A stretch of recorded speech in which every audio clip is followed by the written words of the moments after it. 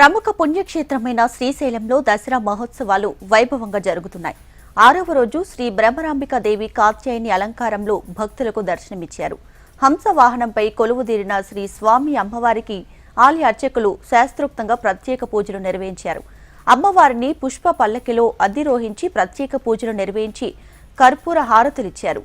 కేరళ చెండి మేళం, కేరళ సంప్రదాయ డ్రమ్స్, కొమ్ము, కోయ నృత్యం, సంప్రదాయ నృత్యాలు చేస్తూ భక్తులను కనువిందు చేశాయి. వర్షం కారణంగా గ్రామోత్సవ కార్యక్రమాన్ని రద్దు చేయడంతో అక్క మహాదేవి అలంకార మండపంలోనే స్వామి అమ్మవార్లు పుష్ప పల్లకిలో భక్తులకు దర్శన భాగ్యాన్ని కల్పించారు.